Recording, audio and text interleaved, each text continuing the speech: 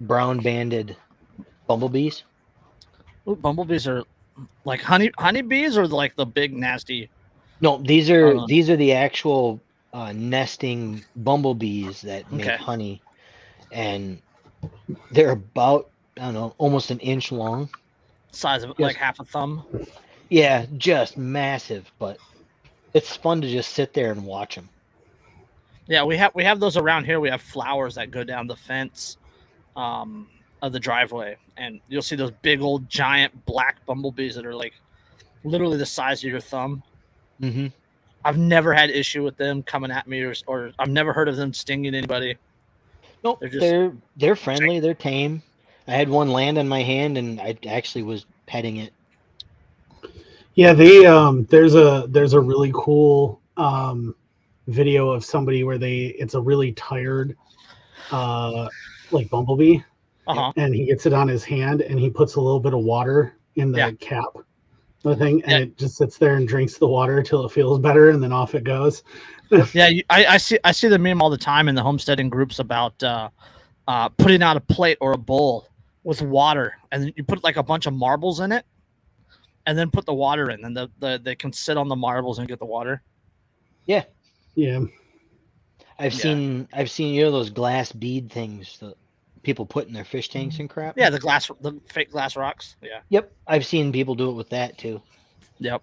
Yeah. I spent a chunk of the day using my little handheld torch to eliminate hornets and wasps. Ooh, fuck hornets. Hornets and wasps are the enemy. Yeah, I went up on my roof and I was cleaning out one of the gutters because it got clogged up in the storms last night. And I bumped one of the roof vents, and underneath it came just a holy terror's worth of yellow jackets. Burn the house down. Oh, yeah. They keep, because I haven't used my smoker in a while. They keep crawling up under the lid of my smoker in the back corner where there's a little bit of a gap and trying to build nests in my smoker. And although it would be hilarious to just light it up and smoke them, it's much more hilarious to open the lid, watch them freak out because their nest is on the lid. So now it's tipped right at me, and there's like 4 of them on there, and then take my handheld torch and go much more satisfying. Listen to them pop as they get hit with a 1200 degree flame and just be like, ha ha ha ha, die. Die, spawn of Satan. So your hand torches to the wasps what the tannerite filled stuffed dog. Yeah. Well, it's funny too because after I did that now the second time and I got like 8 of them, there were a few more, and every time I came close to them they'd fly away to another leaf, and I like was chasing them around the yard waiting for them to land long enough I could hit them with the flame. I picture Andrew just like bounding around. I use the word bounding like a large, he's doing it gleefully, like a large drunk happy deer bounding around with a hand torch, burning leaves, chasing.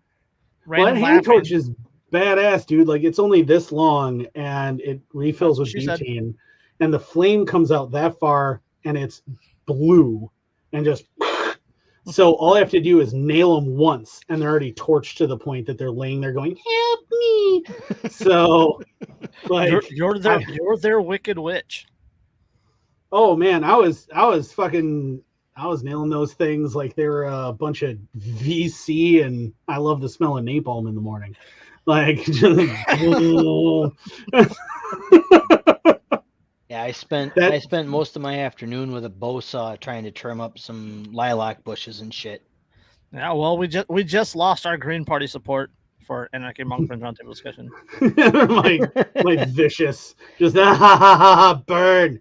I hate wasps, man. I hate wasps. I got over 100 stings from wasps when I was a kid, and ever since then, if I get even one sting, I'll swell up like a balloon. So, like, as soon as I see them, I'm like, I am going to murder you, and I'm going to make it painful. Like, I hate you so much. We need that meme, that fair trade meme.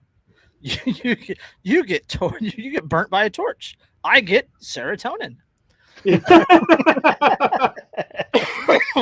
So But you know what else gets serotonin? Announcing that we are live. Hello, welcome to another fantastic episode of Anarchy from Green. How now, brown cow? I got too far ahead of myself. Hello. Welcome to another fantastic episode of Anarchy Among Friends Roundtable discussion. Before we get started, let me first remind you that we are covered by the gov't no government license, which allows for the use and the reuse of this podcast by anyone and everyone except for governments and the bludgies thereof. You can learn more about that at bipcot.org. That is bipcot.org. We're also covered by Brandenburg v. Ohio, 1969, which ruled that the government cannot punish inflammatory speech unless that speech is, quote, directed to inciting or producing imminent lawless action and is likely to incite or produce such action.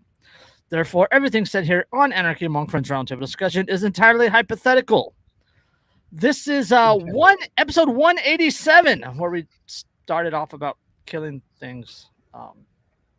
So we're off to a good start. And if you've listened to us from episode 1 until now, what are you doing with your life? Well, we started the episode with one person watching. Now we have 0. So right,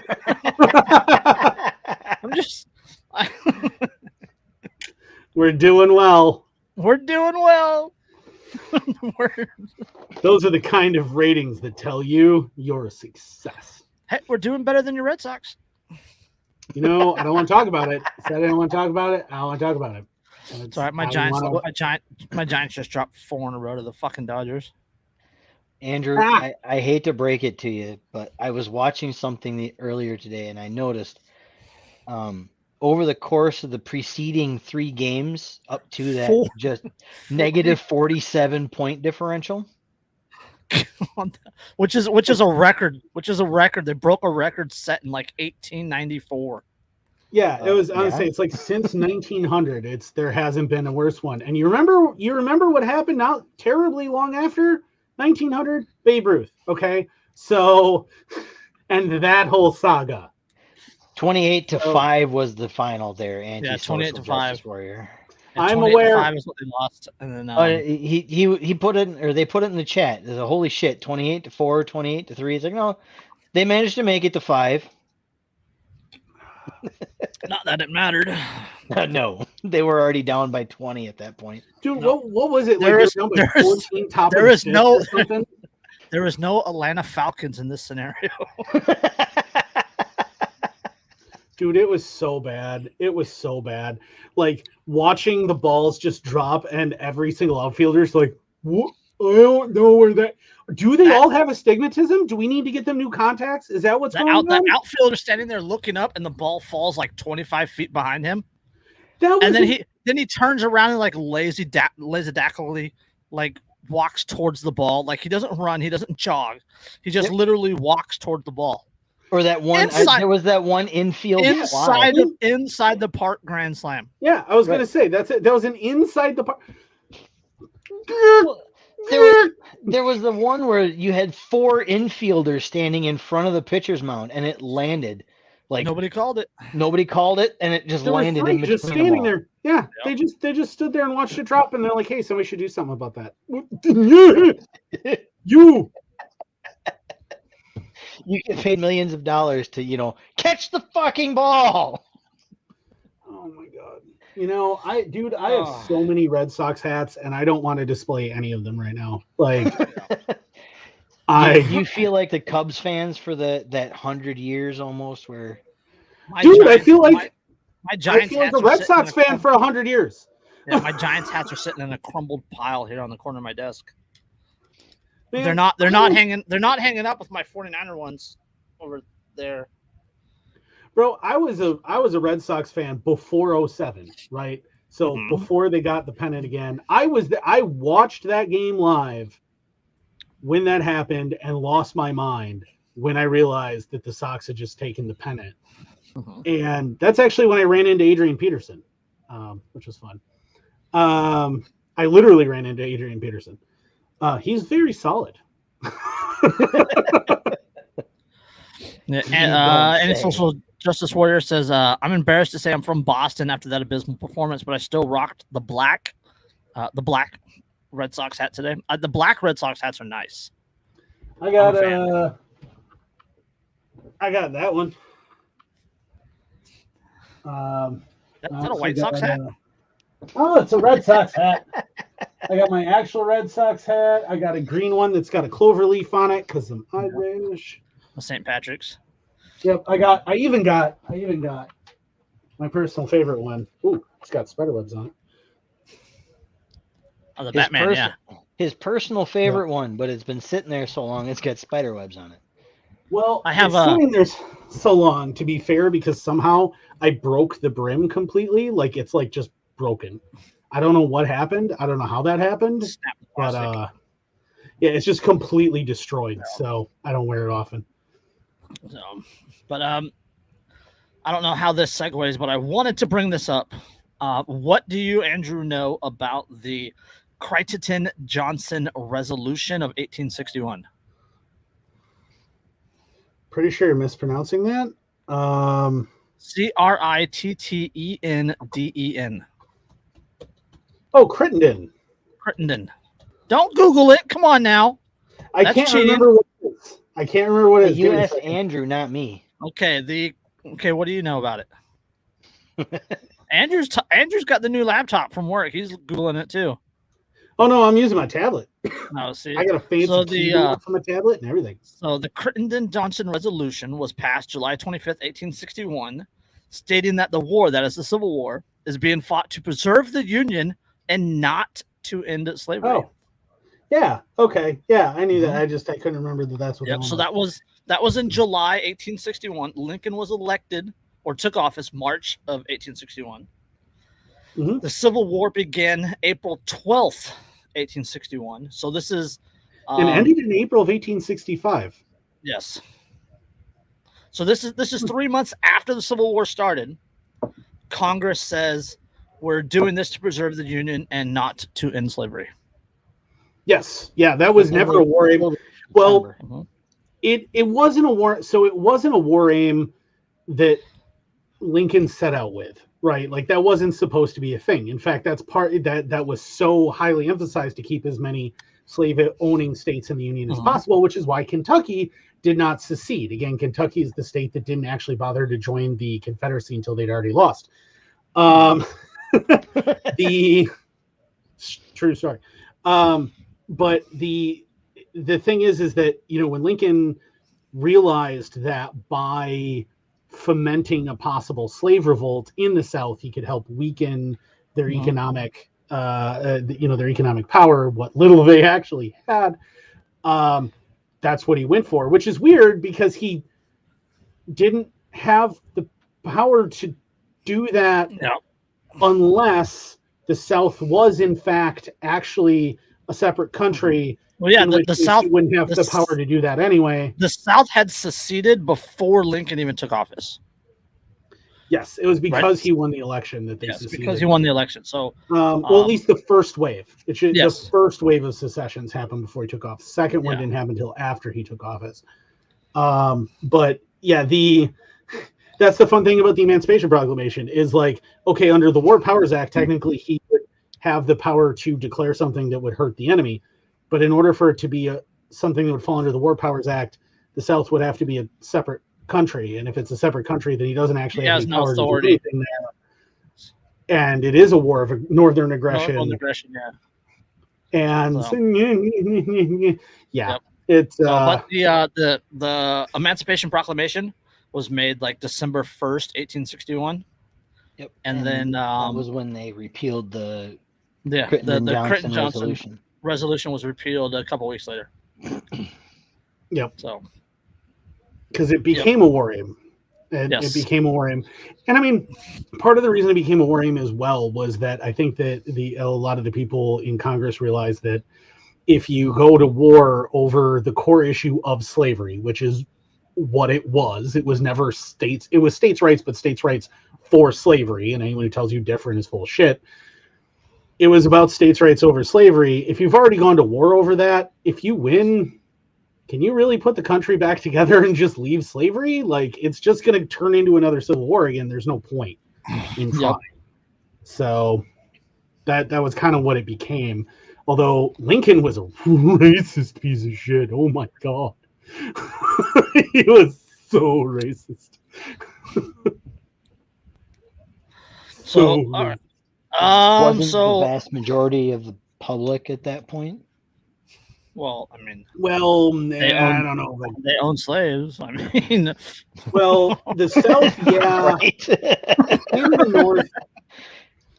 In the North, to call everybody, the majority racist is hard to say. I would say that the majority narrative was certainly racist. It depends. It depends on what you're talking about, right? If you're talking about, towards black people, the North was more friendly, right? I'm not saying that they were, open, accepting arms and all that good stuff, because they were still racist against the Native Americans that were up there, right? And the Chinese and even the Irish that came over, especially the Chinese. Yeah, and the Irish. Chinese, the Irish. Yeah, there's the famous. They were still very racist. They were just not racist against a particular group at that time. Yeah, there's a famous letter to the editor from the Antebellum. I want to say it's a New York Times. Don't quote me on that because I don't remember for sure.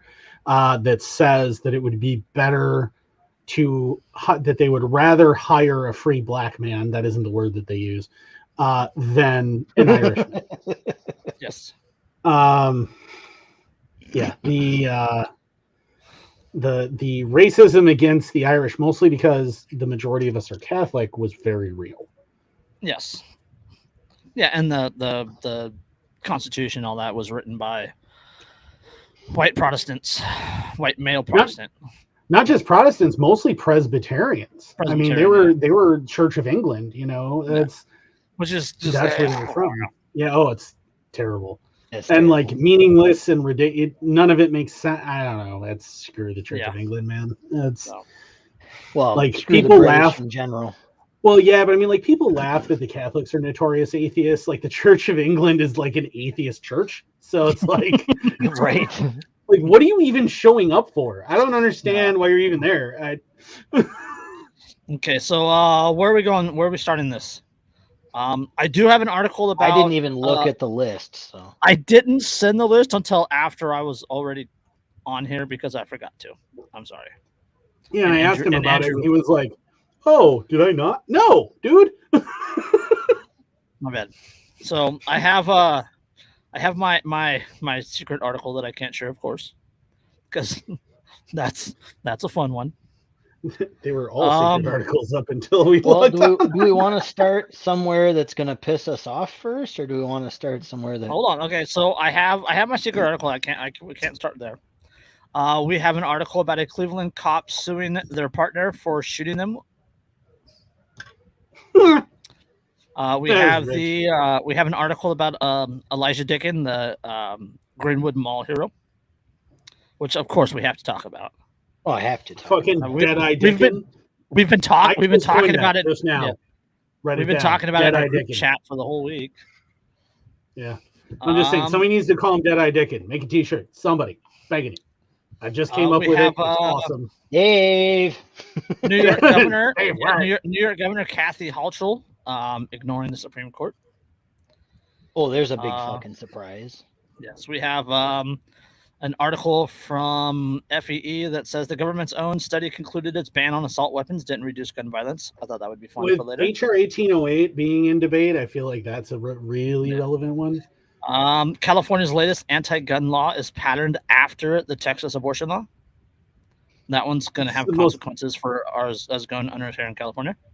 It's the most disingenuous bullshit ever. And then we have Minneapolis neighborhoods crowdfunding for extra police patrols amid the crime spike. Yeah. Just patrol the streets your fucking self. I labeled this episode a good guy on every corner, or put a good guy on every corner. Yeah, see, that's that, and I think we should start there because that's the thing. Yes, that's the thing that I appreciate is that what that shows, the fact that they're crowdfunding private police. No. They're crowdfunding to pay the police for extra patrols, which could crowdfund private police. What I love about that entire voluntarily idea, paying for, is it demonstrates that if there was something that you valued, that you would just pay for it without somebody having to force you to do that. All right, so since Andrew wants to stop there, let's go with Cleveland cop sues rookie partner for allegedly shooting her while firing blindly. I remember this story, and this is fantastic. It's yeah. A Cleveland police officer claims another officer panicked and blindly shot her when they confronted a man standing in a boarding house bathroom with a gun, according to the lawsuit. I remember this video. It's the dumbest fucking thing I've ever seen. Jennifer Killnap's Jennifer Killnap's lawsuit filed last week said her rookie partner in July 2020, Bailey Gannon, fled down the stairs after opening the second floor bathroom door without a warning, where a man stood with a handgun at his side and pointed at the floor. Gannon blindly fired a shot from over his head as he retreated and shot Killnap, who was standing near the top of the stairs. The blindly shot over his head? Okay, so the rookie opened the door without warning and saw a guy standing there with a gun at his side. The rookie freaked, ran down the stairs, and fired a shot over his head as he's running down the stairs. Hitting his fucking trainer in the back. Hit his partner. In the arm. Yeah. In the arm. Oh, in the arm. Yeah. The thing is that this dude has clearly been watching too many movies. I have bad news for you. Bullets are not heat-seeking. And What? if you simply fire blindly... Mom's the Man Action calls that fake news. Yeah, that's... If you fire blindly and you're just going bang, bang, bang, bang, bang over your head, you could hit anything. You could shoot your partner. You could shoot your target. If you actually had a target, you could shoot the neighbor's dog. There might be somebody who's like, I've just purchased this wonderful Ming vase. Bang. And shatter. I mean, who knows what's going to occur when you're just firing chunks of high-speed lead over your head. And you know wildly. What I find, what really pisses me off about these Irishman is you or I or anybody else, they tell you it'd be charges. It'd be attempted murder. It'd be attempted manslaughter. It would be because you are responsible as a civilian for every bullet that comes out of the muzzle of your firearm. Yep. Yeah. like those cops in Denver who opened fire on a crowd and shot 6 people, not the person that they were aiming at. Yeah. Unlike Deadeye Dicken, who hit 8 of 10 from 40 yards while adrenaline is rushing through him with a concealed carry pistol. Not even a full-size duty pistol. With a concealed carry pistol. Yeah. The photo recreation of what his sight picture looked like. Oh, you can barely see that. Fucking mind. Yeah, you can barely see where he was. Dude, I used to be real good with a pistol, and I am not confident that even when I was real good, I would have gotten 8 out of 10 in 15 seconds or less. Yeah, Flannel Daddy did a video today, and he did 8 out of 10, or he did 8 out of 10 on the A ring, with a red dot. Yeah, with the red dot. Yes, with the red dots. But doing it with a concealed carry pistol with just your irons, that's some training right there. We'll get to that. We'll get to that. So Gannon blindly fired a shot over his head as he retreated and shot Killnap, who was standing near the top of the stairs. The bullet. Was he screaming while he was running? I just picture him going, "Oh, bang!" Oh fuck! He was hired under the new Connecticut State Patrol program with low IQ individuals. It's just he was an affirmative action hire. He's Irish. I'm just if you ever watch Supernatural, like the episode where Dean gets cursed, where he's afraid of everything and he screams about the dog. Like I'm picturing that scream as he runs away and fires over his shoulder. All right. The bullet, quote, ripped through her forearm before fragmenting in her bicep and chest, lodging near her spine. Ow! According to the lawsuit, she believed she was going to die. Yeah, because So there's some legitimateness to this lawsuit, right? Yeah, let's see. So he fires negligently discharged. Her arm has to be up, right? Because that would have to go through her forearm, through her bicep, and then into her chest. Yes. And stopping, or maybe this side, but either way, her arm's near up. her spine. Her arm is up. Okay. 2 years later, Kidnap has nerve damage that causes her pain in her dominant arm and wrist.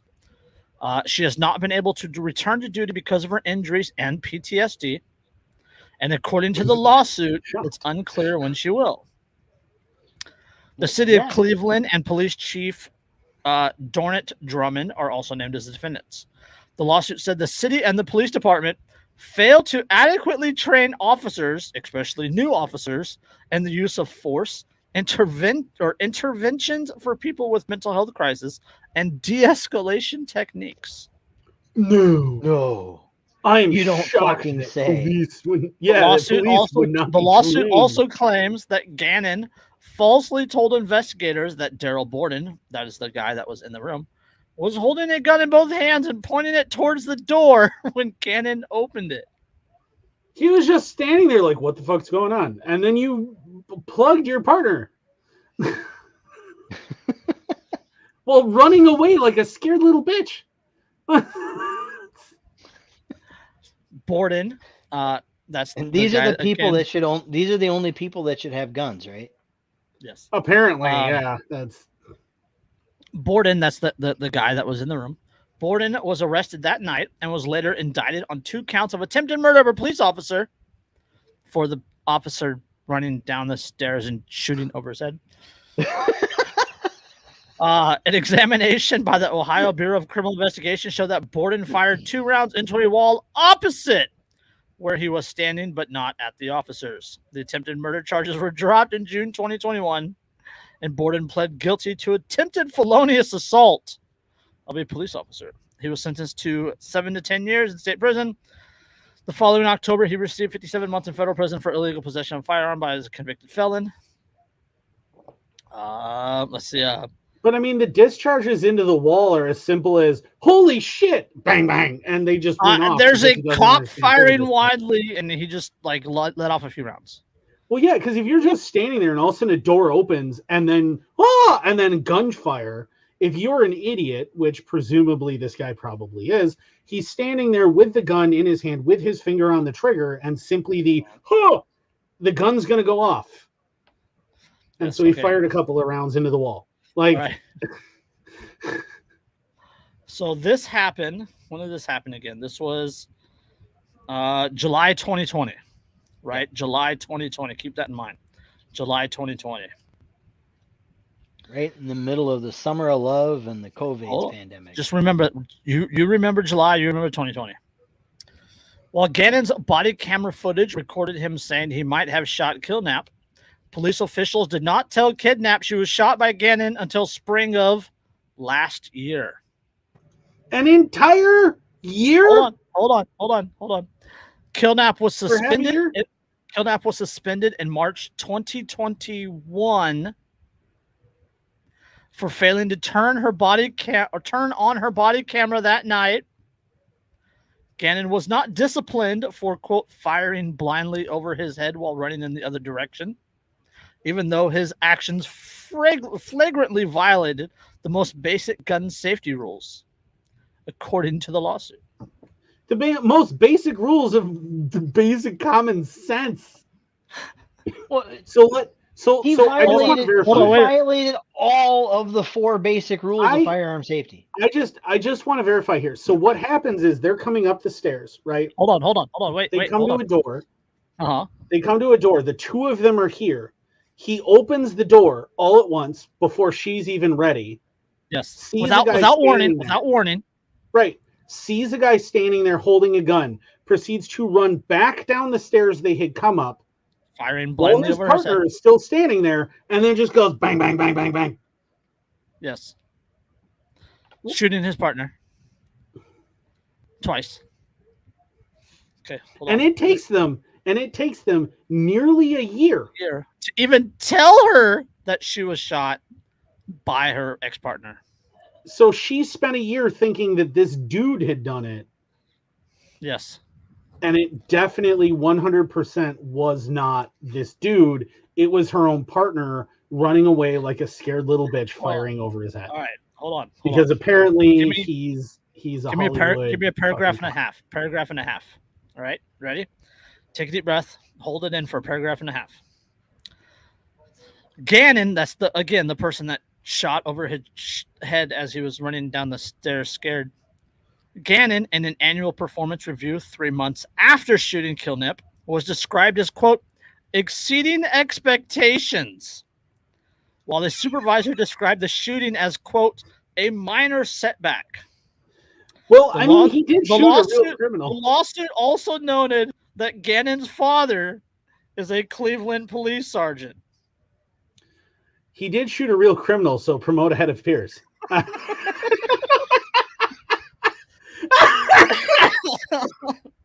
Oh my goodness! There's so much here that is just meme fodder. There's so much meme fodder. I'm gonna have to send this one to Bassler and get him to do it for a free throw project. This is just like what? So the shooting happens in June 2020. They don't tell the partner that it was her partner that shot her until 2021. You know why, though? It just occurred to me. You know why? Is specifically because they wanted to still be able to have her go up on the stand if that guy didn't plead. Yep. I agree. Yeah, they wanted to hang it around his neck as much as they could. And when they couldn't anymore, then all of a sudden they're like, oh, shit. Yep, that's what it was. And then when he pled, they're like, oh, well, no point in covering it up now. By the way, dude, that moron that you were training, yeah, he's the one who shot you. Blindly fired his shot over his head as he retreated and shot. I was going to say, statistically speaking, she was probably hit by a .40 caliber slug because that's what cops use. And the guy in the bathroom was probably holding a 9mm. This is my 940 right here. Right. So any rudimentary examination of the firearm or of the bullet would have been like, wait a second. He had a 9. This is not a 9. Well, yeah, it says that they dug 2 bullets from his gun out of the wall opposite of where the police were. Right. Yeah, because he just went, oh, God, bang, bang. Yeah. Both of those rounds are probably negligent down and fired blindly over his head also. Well, no, I think what happens, he's standing there and it's going to be in his right hand. They come from his left. Yep. That happens, the gunfire, and he's like, and it's loud. If you've ever fired a gun in a hallway, let me assure you. Incredibly loud. Yeah. It is the reverberations. Loud. Yeah. You can feel it. When you fire a gun indoors, you can feel it. Yes. Dude, the best part is like I've watched so many movies where like they're in small rooms or they're in hallways or they're in like sewers and they fire these guns. None of them's wearing ear pro. There's no silencers involved, and they fire and they're all just like still firing and then talking back and forth. And I'm like, no one in that entire place is currently able to hear anything but that's it. That's all they got. Yep. And that's only if they're lucky enough to be able to hear the and coughing and choking and coughing on unspent powder. I mean, depending on the gun, it's possible. Yeah, like if they're using a 40, yeah. Well, it depends on barrel length, but still, you're like at the very least, like everyone is just going. After that, they're not having some witty banter back and forth. They're both just going. That's at the absolute best case scenario. More than likely, everyone's sitting there going, "Motherfucker!" Yeah, yeah. Trust me. Like I with ear pro on, I have discharged a 10-inch barrel, 5.56 in a hallway. with Ear Pro, and I was still like, "Oh, that was a terrible decision. Why? Oh, Jesus Christ!" Shit, I've discharged a And they weren't even 10-inch. 3M. I've discharged a 10-inch 5.56 at an open air range and gone, that was a terrible decision. Yeah, like, oh God, what? I've done it at the range before, where the next bay over they'll start firing, and You start tucking your ear, and So like my point with that is that it's really loud. So this guy's standing there probably with his finger on the trigger, guns cocked and locked, right? It's probably a Glock, let's be honest. It's probably a Glock, which means it just has a trigger dingus for safety. So he's got his finger on the trigger, and so that sudden bang, he's like, oh God, bang, bang, into the wall, and that's what happened. Panic fire. And that's the only reason he even discharged it. If those cops had thrown the door open and been like, police, he probably would have been like, oh shit, drop the weapon, hands in the air. Now, he's still a felon in possession with a firearm. I get that.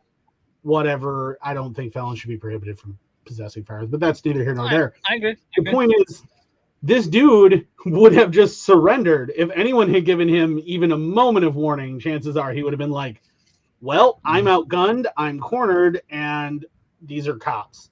And just thrown down the gun and given up. But this guy just starts firing wildly and going, ah, bang, bang, bang, bang. And so he's like, oh shit. And he fires. And meanwhile, the one veteran officer here is going, oh God, I'm shot. Like, and the only person in a position to respond to her bullet wound is the felon. Because the stupid ass rookie cop is still running down the stairs screaming his head. Yeah, and still firing wildly. Just Monty Python, run away. Tis but a scratch. Like it took them 3 days to stop him from running. He turned into Forrest Gump with a firearm, but I just kept running. Yeah, why are you still running? Oh, I just kept running. And eventually he was like, well, I'm tired. Think I'll go back to the station now. Yeah. And then that that report, the report is like, it is the lawsuit notes that Gannon's father is a Cleveland police sergeant. Gannon in his annual performance review 3 months after shooting Killnap was described as, quote, exceeding expectations, while a supervisor described the shooting as, quote, a minor setback. Bar is low. That is well, I mean, like Andrew said, he did in fact shoot a known criminal. Promote ahead of fear.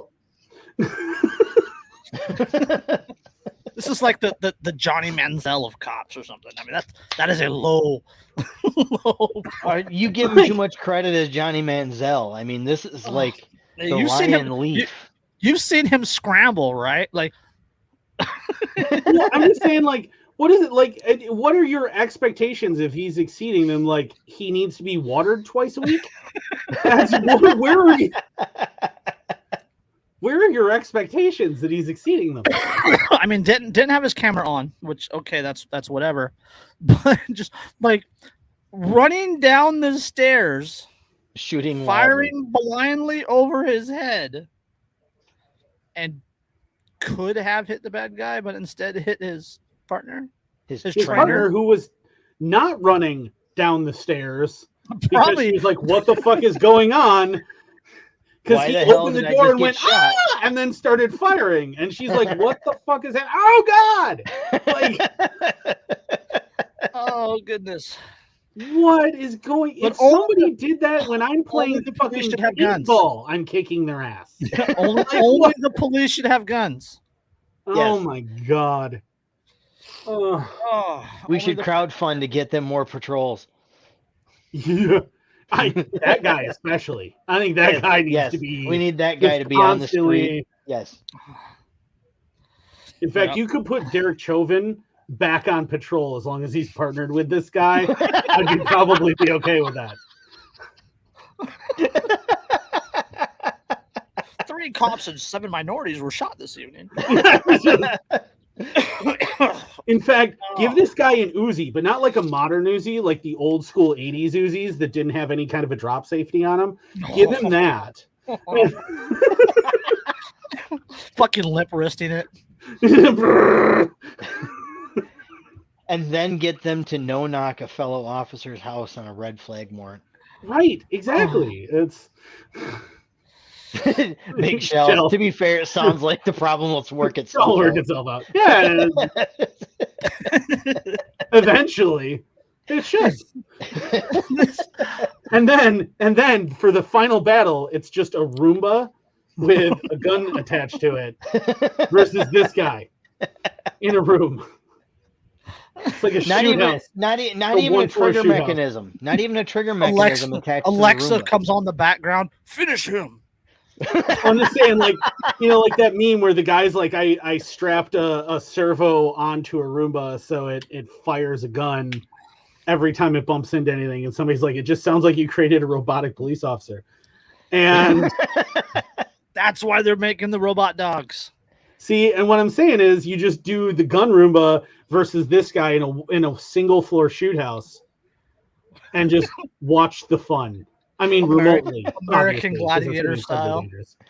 Yeah, and you get Joe Rogan, and BattleBot. You do BattleBot style.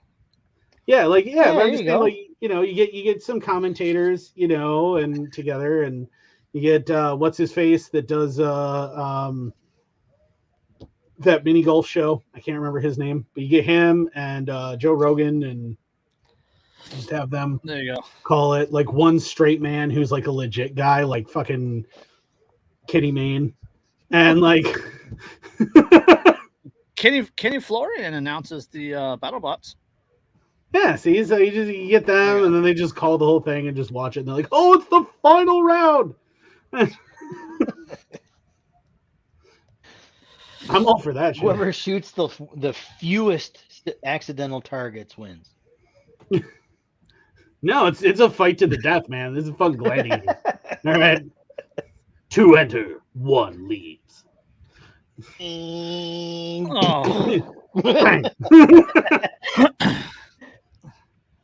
That'll be the next edition of the Purge. Roombas with guns. Okay, Minneapolis neighborhoods are Jesus Christ. Minneapolis neighborhoods crowdfunding for extra police patrols amid crime spike.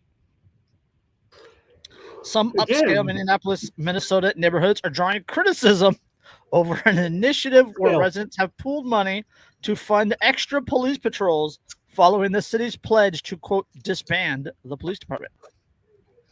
Which they, according to Joe Biden, even though he ran on it, was definitely never a thing that anyone seriously believed would happen.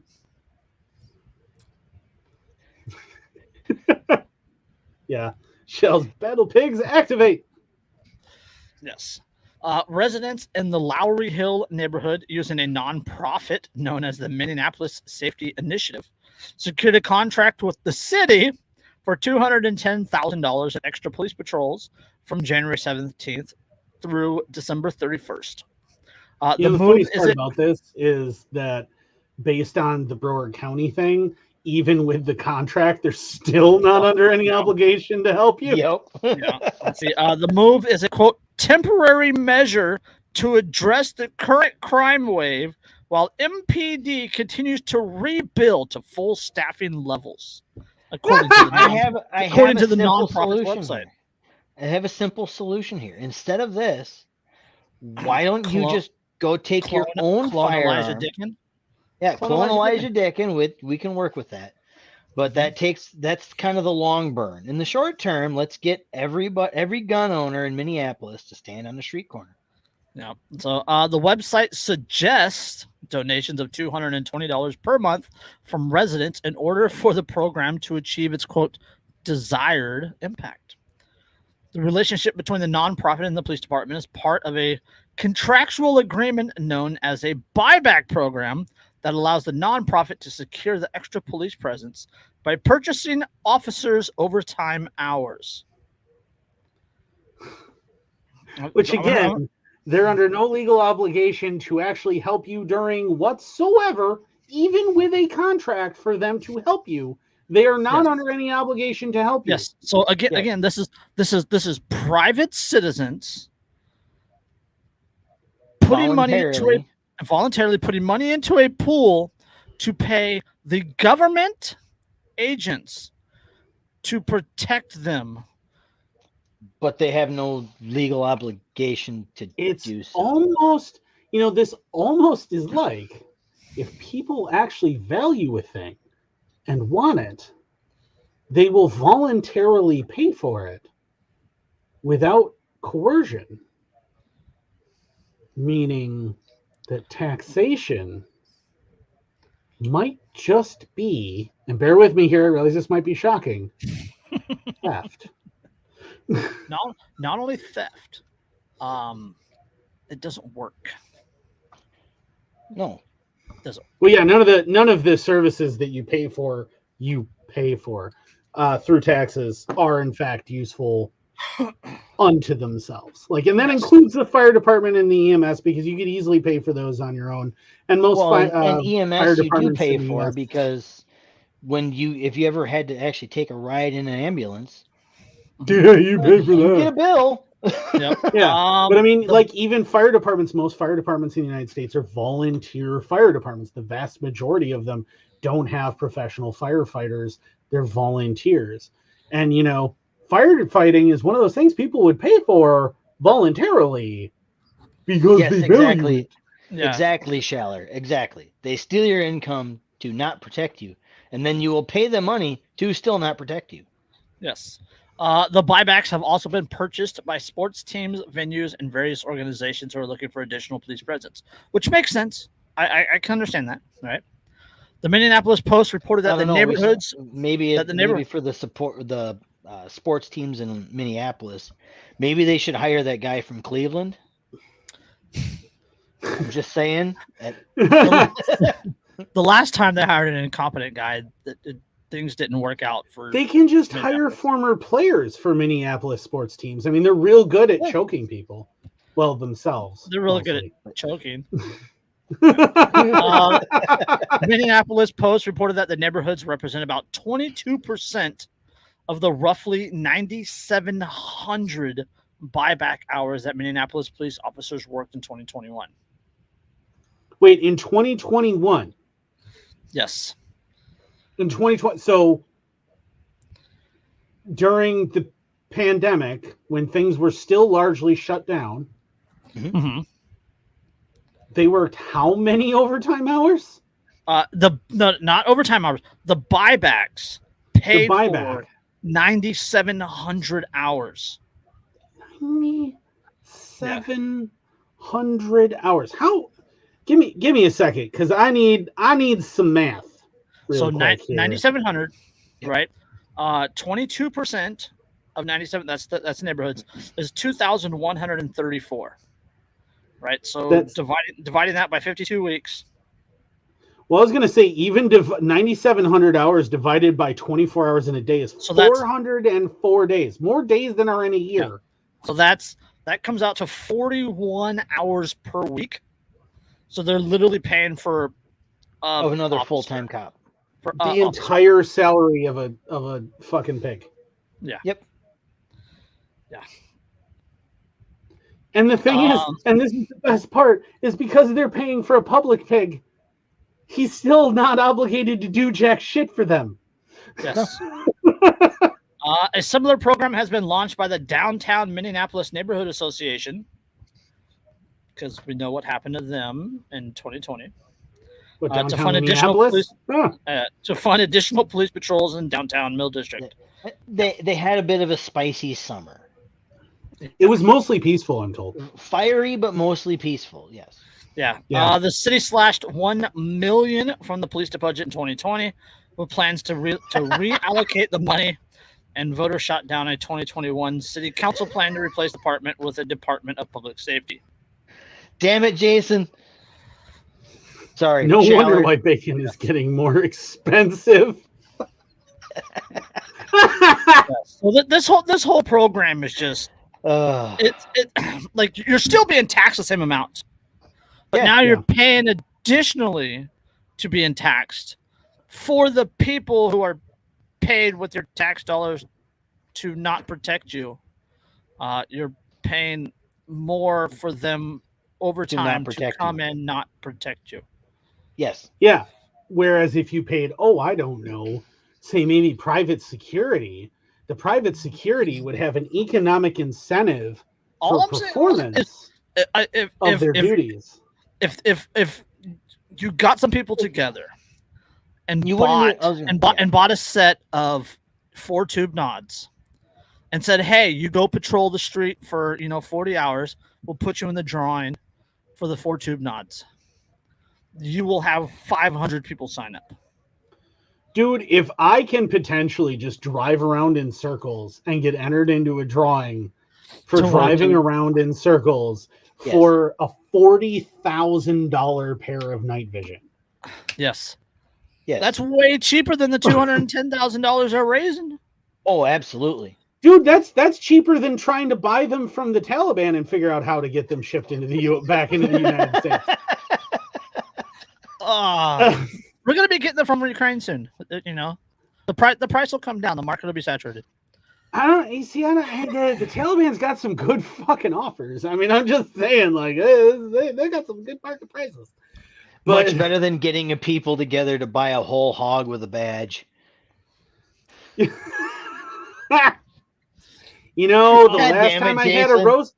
last time I got people together for a roast of one of those, though, like there were questions. It turned into a whole thing.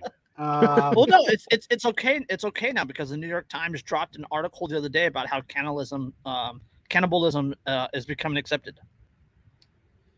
It's always kind of been accepted, actually, in parts of the world as a survival strategy. Anyway, I mean, not so much as a general thing because it's bad. All I'm saying is if you eat your neighbor, there's one less carbon emitter out there, and you're gonna get the microplastics anyway. I can think of much less disgusting ways to eliminate carbon emitters. I'm just saying. But to be perfectly fair, if you're in a situation where protein is at a premium, and that dumbass tries to kick in your fucking door, nobody's gonna miss him anyway. True. You might as well stack him, pack him, and rack him. There is a way easier way to dispose of evidence than they're trying to bury it somewhere. Brandenburg v. Ohio, 1969. People keep going, eat the rich. Well, there are alternatives. You could feed the rich to the pigs. That seems to be what they're already doing in Minneapolis. only slightly below Minneapolis on the scale is California. California's latest anti-gun law is patterned after the Texas abortion law. So this was signed into office the other day by Governor Newsom. Governor Newsom signed the latest in a series of new gun control bills into law. Senate Bill 1327 takes a cue from the Texas abortion law and enables any citizen to, quote, sue anyone who distributes illegal assault weapons, parts that can be built weapons, guns without serial numbers, or 50 caliber rifles. God, there are so many problems. So many problems. Hold on. Just hold on. Wait till we get to his quotes. Hold on. The bill is both a tit-for-tat response to the Supreme Court's Bruin decision, as well as the jab directed at Texas's anti-abortion law that's structured similarly. This was an obvious move by anti-gun state after the Texas law was allowed to stand by the Supreme Court. Eric, what's up, homie? Okay, this is the quote from Democratic Assemblyman Phil Ting. I'm going to mute myself, and I will unmute myself after this is read. Okay. Quote, this puts power back in the people's hands. This creates a private right of action that allows almost anyone to bring a lawsuit against those who manufacture, distribute, transport, import, or sell illegal assault weapons, rifles, ghost guns, or ghost gun kits. This is the whole point of the fucking law, is to bankrupt the gun industry with frivolous lawsuits. It's. Go ahead, okay. Come on, Andrew. Hold on, we're gonna go line for line. Nope, we're gonna go through this next paragraph because I think this next one's important too. We'll go line for line on this one real quick. Quote, this puts power back in the people's hands. The right of the people to keep and bear arms. People! This does not put power in people's hands. No. This creates a private right of action that allows almost anyone to bring a lawsuit against those who manufacture, distribute, transport, import, or sell illegal assault weapons, rifles, ghost guns, or ghost gun kits. Andrew, could you take your blood pressure for a second? Andrew's turning purple. Andrew's face is turning the color of his facial hair. It's almost purple. There are things that I find to be solutions. This creates a private right of action. A private right of action. You keep saying this, but it doesn't mean what you think it means. Private right of action. Okay.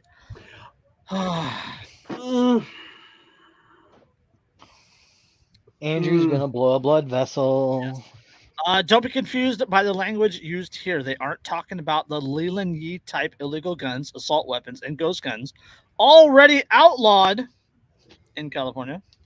I love that fucking line. The Leland Yee. Remember that anti-gun politician, that wildly anti-gun politician in New York who got caught trafficking illegal automatic weapons? That was in California. Yeah. That was in that San was Bruno. Leland fucking Yee. Or San Francisco. Yeah, Leland Yee. Yeah.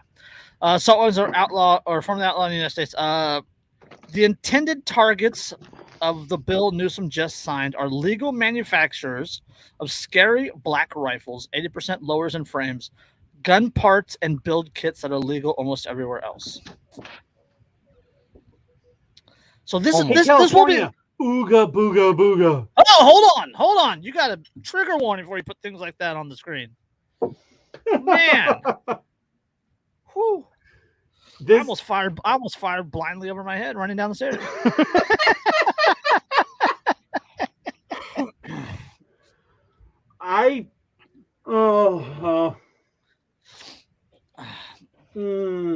It's just so just turning slightly purple.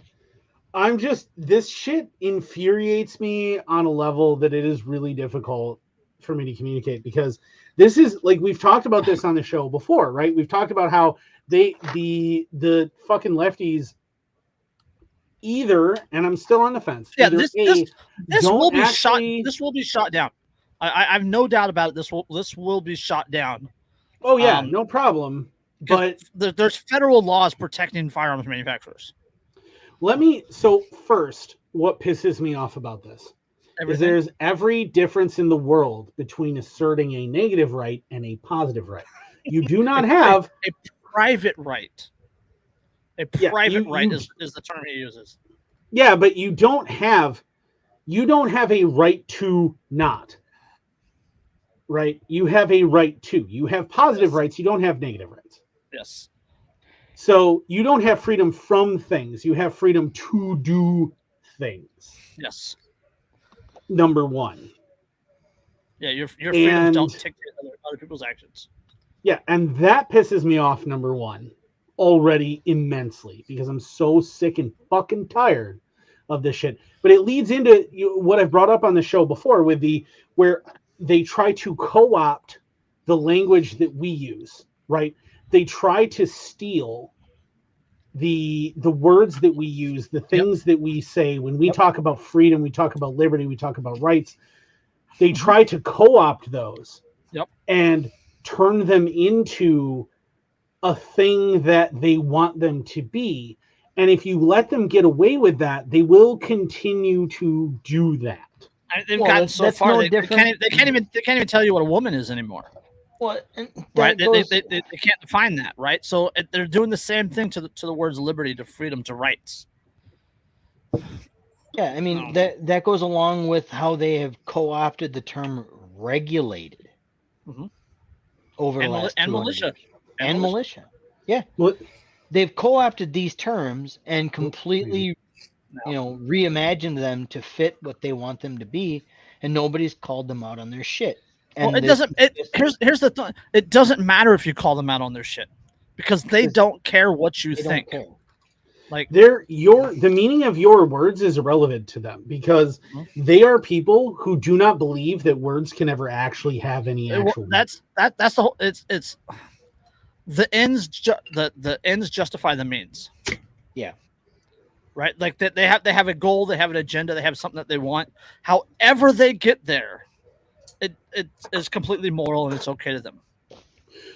Well, it's like what we just saw on Twitter, right? The big announcement that Twitter is going to start banning people for using the term groomer because it's an anti-LGBT term.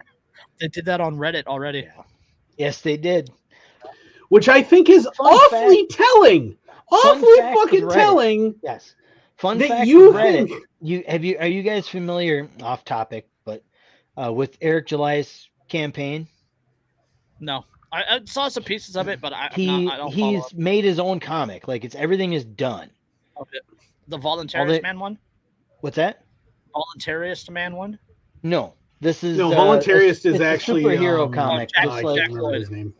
This is an actual superhero comic that's designed to actively compete with the likes of woke Disney and woke DC. Okay. And his first comic release, he starts shipping in 2 weeks. He's already made $3 million on a goal of 100,000. And if you so much as go over to Reddit and mention his comic, doesn't even have to be in a comic books subreddit, just on Reddit, you get banned. Because you fly in the face of, because the whole thing flies in the face of the old guard. So either way, FPC. I want to read the FPC thing. Go ahead. I do want to read the FPC thing. I already actually closed the tab. No, okay. So the FPC thing. He said FPC responded. Governor Gavin Newsom has again showed naked contempt for Californians. He held a press conference today to celebrate the signing of another gun control bill, which threatens peaceful people with jail time. By signing Senate Bill 1327, Governor Newsom capped off a week of signing an exhaustive list of anti-rights legislation into law. This continued assault on the peaceful people of California, made possible by his acolytes in Sacramento, is nothing short of a revocation of the natural rights of those he was elected to represent, allegedly. Governor Newsom has gleefully failed the people of California. In fact, he is boastfully broadcasting his latest legislative power grab in Texas in a twisted victory lap. To be clear, neither the people of Texas nor Californians deserve the rights-restricting agenda that Governor Newsom and his ilk are set on implementing. Without reservation, FPC will seek out every available tool to address this legislative overreach. The fundamental, inalienable rights of the people remain unaffected by the stroke of a pen. Those in the Golden State who are interested in becoming a potential plaintiff in litigation targeting these newly signed bills are encouraged to visit 2A Hotline. That's the number 2, capital A, hotline.com. Yep. I love that, by the way. Rebel with a Cause gives us the quote, the state of California is an inseparable part of the United States of America, and the United States Constitution is the supreme law of the land. Article 3, Section 1 of the California That hasn't been State the case in California in a long fucking time. No, it hasn't. Again, not since Ronald fucking Reagan, the ultra-conservatives fucking golden calf. Not since Ronald Reagan has that been the case. Why did Reagan pass gun control in California? Because the Black Panthers showed up on the Capitol steps and he went, "Oh God, black people are armed." Yep. Yep. Gun control is racist, California. Gun control is racist, America. Yes. Always has been. Always will. Let's. I got something to cool our heads on that one. Okay. Is this the hidden article? Yes. I did share it in our chat, and it got no reactions from anyone. It was late. I probably was busy. I was probably sleeping, to be honest with you. An Air Force scientist was accused of tricking a defense contractor into hiring an unqualified sex worker as a military researcher. I remember this. This I did read this one. If you're unfamiliar with the Great. play, the fantastic play, How to Succeed in Business Without Really Trying, which is also a book, but the play is absolutely fabulous. You should go watch that, and you will begin to understand. A senior scientist working for the U.S. Air Force tricked a military contractor into hiring a sex worker he thought was, quote, hot, according to a recently unsealed search warrant application first published by the Daily Beast. I mean, she had qualifications. Yes, she did. They might not have been the ones for that particular job, but she did have qualifications. I mean, she was so qualified at on her grades that she got an F. Yes. Or possibly a G. That's even better than an A, right? She was great at working with her coworkers. Jim she Gordon got 32 G's, I'm told. And how can you argue with that? Yes. Imposter syndrome must have been a motherfucker. Jim Gordon, a senior researcher who was working on advanced propulsion technologies at Ohio's Wright-Patterson Air Force Base at the time, paid for the services of a 32-year-old sex worker using a government credit card before taking steps to get her hired as a contractor at the Air Force Research Laboratory. Wait, they take like Square now? What? Yeah. Dude, the future is fucking weird. You haven't been to Vegas in the last 5 years. The future is fucking weird, bro. Oh, the Square reader is actually in the crack of her ass. You just like the Quagmire thing from Family. Exactly. Now hiring broke OnlyFans girls. Not the cyborg I expected, but I mean, necessity is the mother of invention. So. I have after I'll tell you something after. Gordon allegedly used his friend, civilian military contractor Skoosh Roy, Sukesh, Skoosh Roy, with Spectral Energies to hire the unnamed woman in 2017 after giving him a doctored resume claiming she had a degree in biochemistry, among other impressive yet fictitious qualifications. He is said to have spoken with her. She's a sex worker with a degree in biochemistry. Hold on. If you're gonna lie, hold on. I'm trying to keep a straight face. Hold on. He is said to have spoken highly of the woman's technical expertise and claimed he met her on a flight to Washington, D.C. He finished the conversation by telling Roy she was, quote, also really hot. Oh, I'm sure he finished. Oh. I don't know if it had anything to do with because of her technical expertise. He definitely finished. He definitely finished. Hold on. Gord, who was married for over 30 years, had really met the woman in Cincinnati and charged her $400 per hour rate for sex work to his government travel card. She better be fucking hot and have technical expertise. $400 an hour? Hold on. I'm trying so hard, you guys. According to the December 2019 search warrant application, he also kept a spreadsheet on his government-issued computer called Burner Log, detailing past relationships with 27 sex workers across the U.S. Wait, he kept a log? What kind of a fucking nerd? He kept a spreadsheet called Burner Log. Well, I'm sure it was a spreadsheet. Yes. But what kind of a nerd? All right, dude. Hold on. This is the best part. This is the best part. Hold on. What kind of a nerd? Hold on. This is the second best part. No, if he was an actual nerd, Andrew, it would be an Access database. Stop talking. All right. An affidavit filed in the U.S. District Court for the Southern District of Ohio said, quote, many of the 27 women listed on the spreadsheet were foreign nationals from countries considered U.S. national security concerns. Oh, so that's absolutely the person that you want to be visiting when you're... how could that ever go wrong?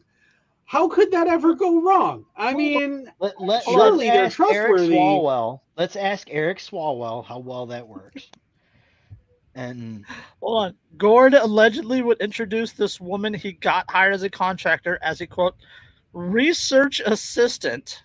He also named her co-chair of a scientific panel of researchers designing turbine engines, detonation engines, scramjets, and rockets. Like, oh my God, I'm really smart. Like, I know things, and like people just aren't giving me a chance. After hiring her as an administrative technician at Spectral Engines, Roy told investigators it quickly became clear that the woman was not up to task.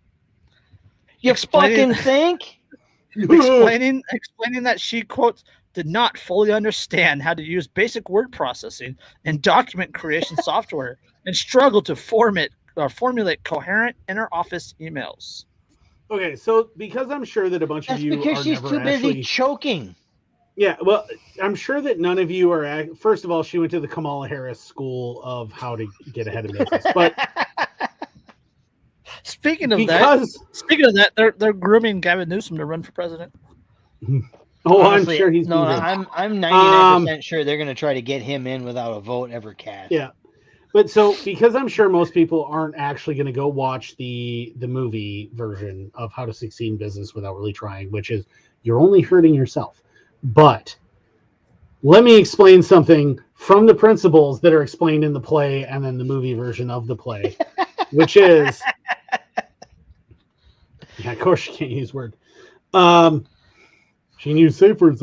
But she's really good at spreadsheets. She's got a great spreadsheet, but she can't formulate in her office emails. And she's she's highly skilled at Access. So what happens is she's a good dictator though. So in How to Succeed in Business Without Really Trying, the head guy introduces the main character, Pierpont Finch, to his new secretary, who's like named Lola, right? And in the book, it says that it says that, it goes, if, you receive a new secretary, you can decide, and she's very attractive, you can decide how high up her protector is based on how many skills she has. And so he goes, okay. So he's like, take a letter, Lola. And she's like, okay. And she pulls out a notepad and he starts talking, and 3 words in, she flips the page. And he stops and looks at her and she goes, oh, I'm doing it in longhand. And he figures out very quickly that the protector is like the guy who runs, JB Bigley, the guy who runs the company, is clearly her protector because she has 0 skills. Because he also says something about like dialing the phone, and she's like, hold on. Doesn't even know. Like, give me that's this chick, except we're talking about aerospace and missiles. So, like, holy shit. She at least hits her target. Give me 3 paragraphs.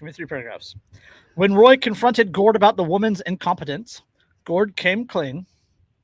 He told Roy the woman was a prostitute and that he used his government travel card so his family's finances were not visibly affected, according to the special agent's application. Roy then met with an attorney to discuss terminating the woman's employment at her 1-year review in November 2018. Gord, upon learning of Roy's plan to fire the woman, said he would show up, quote, with one of his many guns to end it all, which Roy believed meant that he would kill him and then himself. Gore also said that because Roy, who was originally from Bangladesh, is an immigrant, the quote old boys club at the Air Force Research Laboratory would never believe him if he told people the truth. 2 weeks before Roy planned to fire her, Gord moved more than half of the government's funds typically allocated to Roy's company to a rival company, Innovative Scientific Solutions, where the woman was hired after abruptly resigning from her previous post. Oh my shit. Dude, that chick had better be able to suck your soul out and then somehow put it back. $400 an hour. There is no way. There is no physical way. All right. I dated a porn star once upon a time.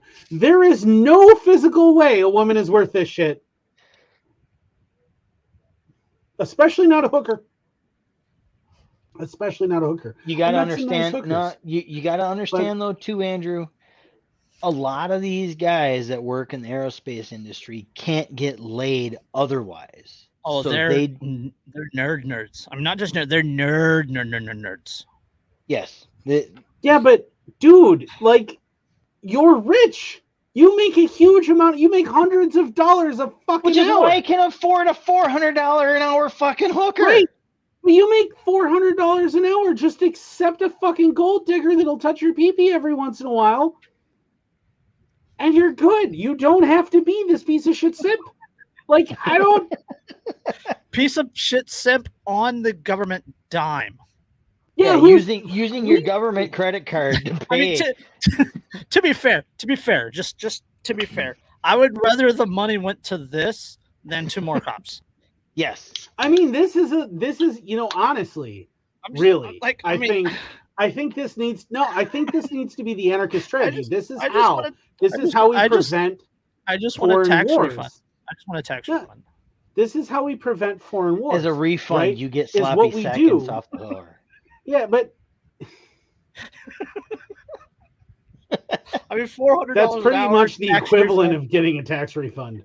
Well, but at least you're getting a happy ending out of it. I mean, this is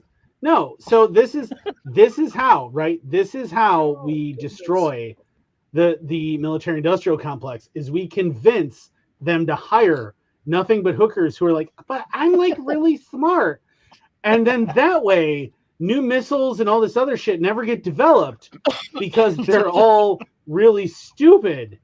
Is that why North Korea doesn't have any good missiles? Dude, have you seen chicks from North Korea? No, that's not why North Korea doesn't have any good missiles. That's very obviously. You've seen Kim Jong-un's sister. Dude, she looks as evil as she probably is. I am in it. That chick's a viper. That's no. God, I hope so. No. It's no. Like, I see her and I'm like, I need to kill that thing. It's a compunction. After years, it's a compunction now. I just need to die. You could at least fuck it first and then kill it. Yeah, it seems more dangerous than the other way around. What? Kill it and then fuck it? I mean, you are a grunt. Hey, you said it. I didn't. Oh man, this is why you gotta stop. This is why you gotta stop eating human flesh. Oh goodness. She comes out of the bedroom. She comes out of the bedroom. Andrew runs down the stairs, firing over his head. Oh yeah, I'm just screaming and firing wildly, dude. That's no. Except not with a 40. Like, that's a fucking 50 Action Express fucking Deagle. It's just going bang, bang, bang, bang. GI over his shoulder as he's running down the stairs. Yeah, that's there man. Go. There you go. Dave Don't has stick it right your there. dick in crazy. Dude, that's a story. Like, that'll be the title of my memoirs. Been there, done that. Yeah. Yeah, been there, done that. Andrew's got kids with it. I mean, been there, done that. Been there, done that. Have the scar to prove it. Yeah, a couple times. I'm a slow learner some days, but some days, not all days. Some days. It took you 3 months to figure out that you had a cheap Chinese knockoff. No, it didn't. Yeah, it did, because you tried to zero it 4 different times in those 3 months. Oh no, only the once. No, yeah. I was at the range with you. Let's see, where are we going? We going to New York? I was well aware when I spent $170 on an ACOG that it was Chinese knockoff. I was well aware. I was just hoping it was slightly higher quality than it was.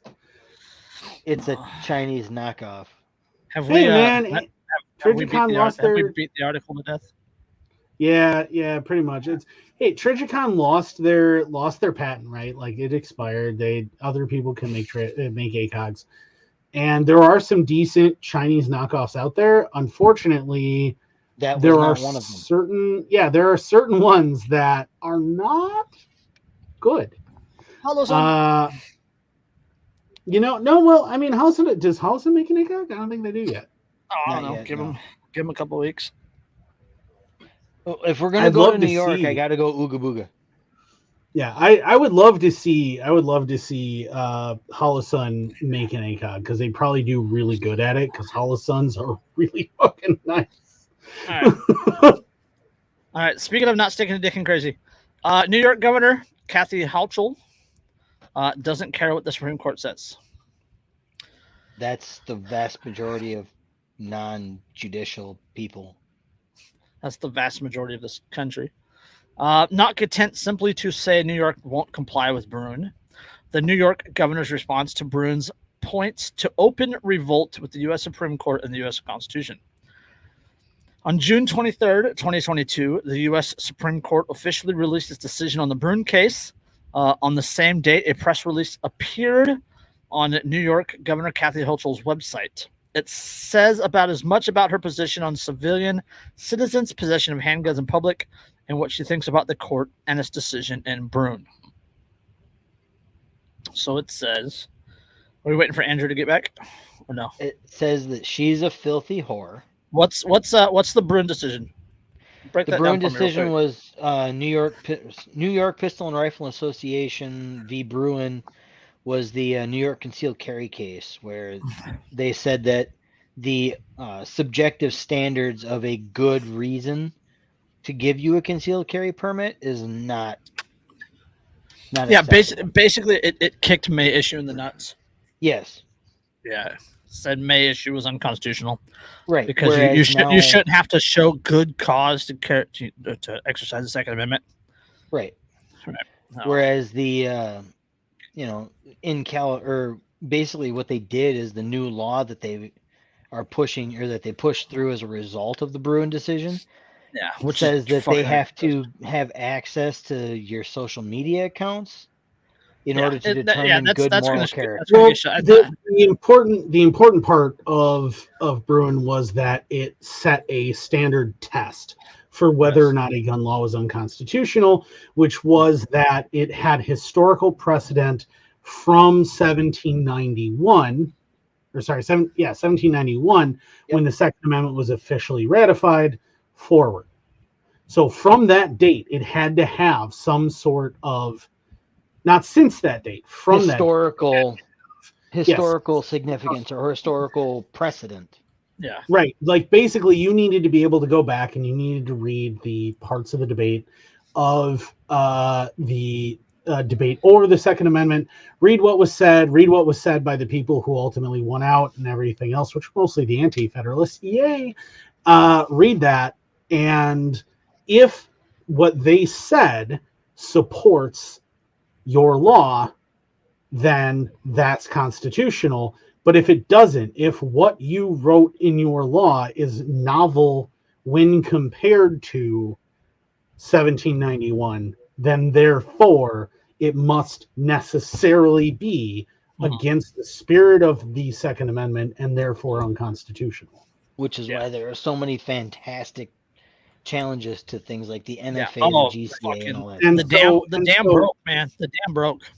Oh, absolutely. So this completely just blew the whole thing wide open. All right. So now New York is freaking out about it because they're like, well, as the Supreme Court majority opinion is being read, that New York is already going, well, we're going to figure out a way to work around this. And they did what they reworked the concealed carry requirements and all that. And the biggest thing that they the biggest thing that they reworked, other than using the good moral character based on your social media and all that shit, is how they've reclassified many public spaces as sensitive areas. Yeah. Okay. And the good moral character thing, the reason they went with that is because even in the late 18th century, the idea of good moral character was something that got said a lot.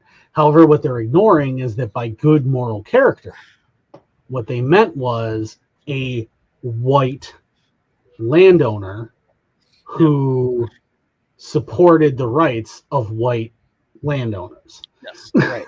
All right, let's get into the statement from her.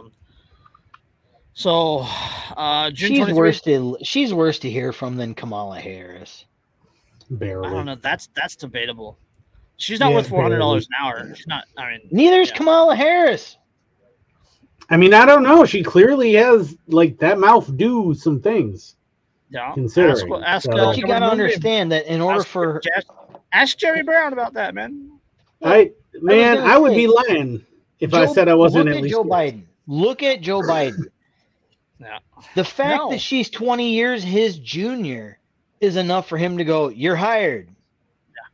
Yeah. Let's see. Okay, the website. Her quote. Her statement said, "Quote: Good morning, everyone. We just received some very disturbing news from Washington. The Supreme Court of the United States of America has stripped away the state of New York's right and responsibility to protect its citizens with a decision, which we are still digesting, which is frightful in its scope of how they are setting back this nation and our ability to protect our citizens back to the days of our founding fathers. And the language we're reading is shocking. Protect our citizens back to the days of the founding father." Interesting you should mention that, because what they literally referenced was the days of the founding fathers.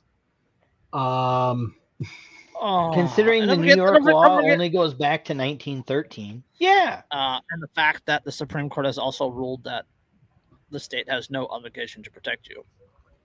Right. And that the state has no rights. Go back to the founding. Don't forget that the state has no rights. If it wasn't so goddamn expensive, I would say that we need to start sending these politicians this book. Oh, right here. Read it. And just inundate them. Read it. Nobody read it. Yeah, they probably wouldn't. Tom Massey might. Tom Massey, maybe Rand Paul. Actually, Rand Paul probably has read it. Yeah.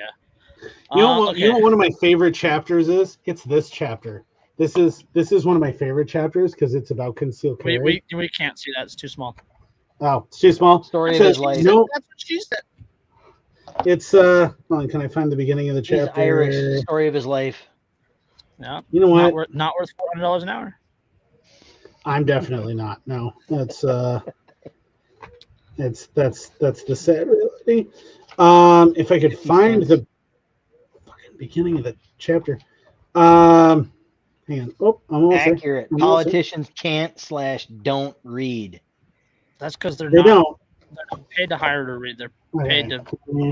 Well, that's just like just say it, Andrew. We can't read it, man. Just say it, Andrew. We can't fucking read it. Okay. Well, I guess I'm saying it then because you told me to. It's a quote from an early American gun law. It says, "No Negro shall be allowed to carry firearms." Yeah. Gun control is racist. Gun control is racist. Yeah, it's the chapter from "For the Defense of Themselves and the State: The Original Intent and Judicial Interpretation of the Right to Keep and Bear Arms" by Clayton E. Kramer, who's considered one of the foremost scholars of the Second Amendment in the world. Gun control is racist, and minorities counted as 3/5 of a vote. And male minorities counted as 3/5 of a vote. Yeah, and Dave, to go along with politicians can't/don't read, they have to pass all of the laws to find out what's in the laws. Yes. Well, yeah, you can't expect people to actually read them before. Okay. Yeah. As governor of the state of New York, my number one priority is to keep New Yorkers safe. But today, let them fucking carry you, cunt. But today, the Supreme Court is sending us backward in our efforts to protect families and prevent gun violence. You know, if his number one priority is to prevent gun violence and keep New Yorkers safe, thank God he's doing such a good job of it. You know, as we all know, New Yorkers are never assaulted with firearms. Especially in the city of New York. Protect gun violence, and it's particularly painful that this came down at this moment. Today, the Supreme Court struck down a New York law that limits who can carry concealed weapons. Does everyone understand what a concealed weapon means? That you have no forewarning that someone I have an idea. On them and go into our subways, go into our grocery stores like up in Buffalo, where I'm from, or go into the school like Parkland or Uvalde. Uvalde. Yeah. This could place millions of New Yorkers in harm's way. And this is at a time no criminal would ever currently carry a weapon illegally in the city or state of New York. This is at a time where we're still mourning the loss of lives, as I just mentioned. This decision isn't just reckless, it's reprehensible. It's not what New Yorkers want. The New Yorkers literally had to be part of the lawsuit for it to go forward. That's not what New Yorkers want. We have the right to determine what we want to do in terms of our gun laws in our state. No, you actually, have the right. See, the 10th Amendment that you're trying to. Well, she's not smart enough to know what the 10th Amendment is, but the 10th Amendment specifically says that that things not specifically restricted by the Constitution are reserved for the states. Hold on. You know what? No. Let me drop this one line. Let me drop this one line. Let me just her whole speech.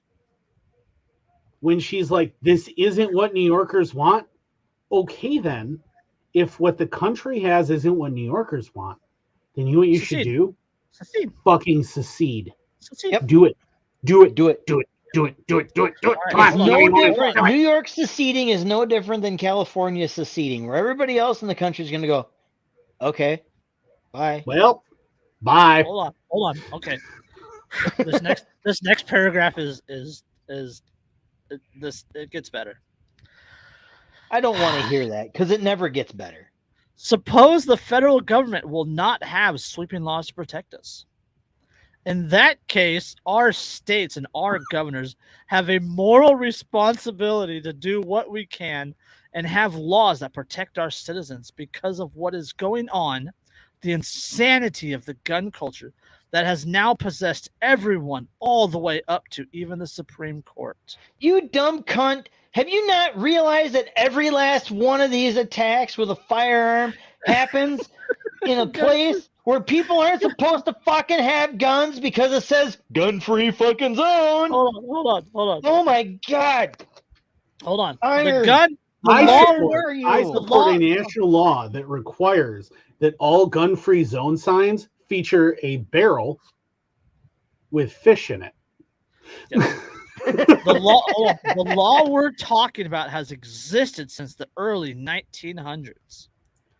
Oh, because 100+ years into the existence of the nation definitely means it's in the spirit of all the people who are dead by then. And now we can determine who is eligible for a concealed carry permit. This is not an ordinary permit. This is a special use that you can hide it from people. We have limitations if it's for a proper cause. Someone who has been threatened, someone who needs it for their job as a security guard. We have classifications where it is allowed and has been allowed for over 100 years. You also specifically restrict people to the point where they can't carry firearms while they're out fucking hunting without your stupid ass permit. This is a special permit, right? That's what she says. But they're not allowed to open carry either. No. Yeah. The only exception to their open carry is if they're heading out to the woods to hunt. That's the only exception. So, would you like to know the origin of New York City's concealed carry restrictions? I mean, New Amsterdam? Yeah, New Amsterdam. So, the Gotham? Early 1900s. See? We just need more Batmans. Restriction on concealed carry permits in New York was largely because of rising crime in Italian, Irish, and most importantly, Black neighborhoods of New York City. What could have possibly caused that? The high crime rates in immigrant regions of the city is what led to their restrictions on concealed carry, because there was a movement known as the Native American movement. You may have heard of it. It has nothing to do with Indians. And Yes. they had started pushing Go watch antebellum. Gangs of New York. Yes.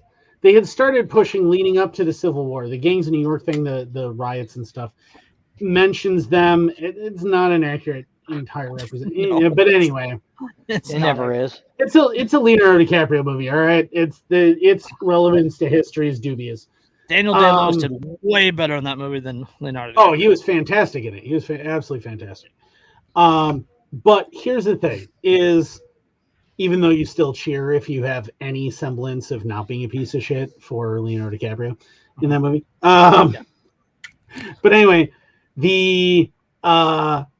that whole thing was based around this idea that immigrants, in particular Italian and Irish immigrants, who were again influxing into America through Ellis Island, that in their areas they were starting to form gangs.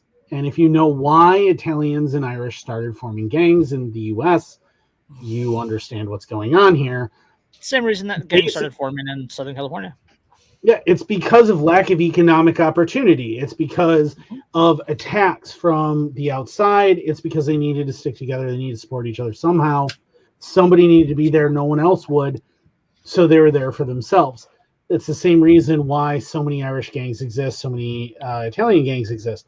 But because of that, guys like Giuliani's ancestors, and what's his name? The New York. Come on, the early shit. Anyway, also probably Italian. Let's be honest. Yes. Those guys were really alarmed at this idea that there were all of these immigrants running around with weapons. And they were poor, and they might aggress against. Yeah, go look at the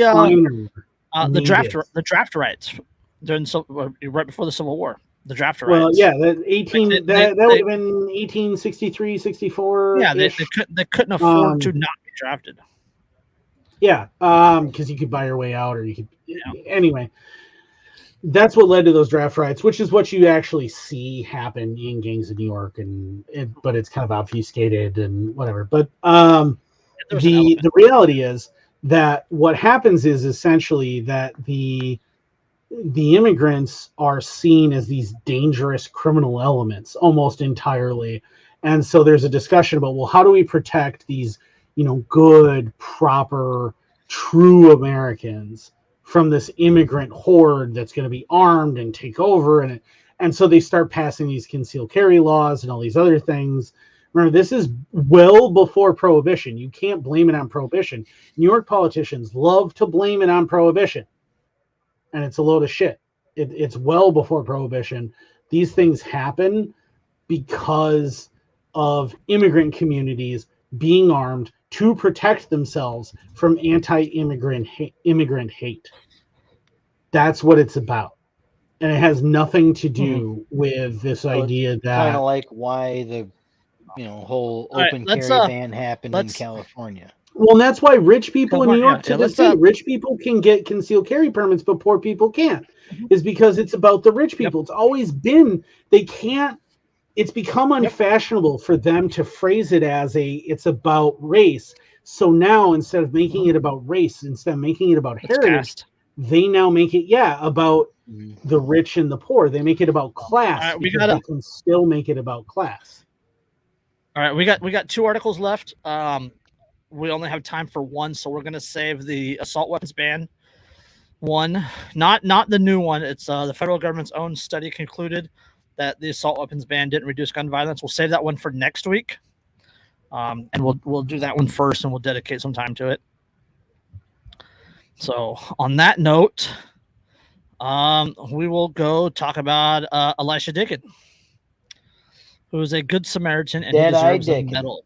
Yep, Dead-Eye Dicken. I coined that term. Remember it. Write that down. I coined that. Hey, Dave. A patch right here.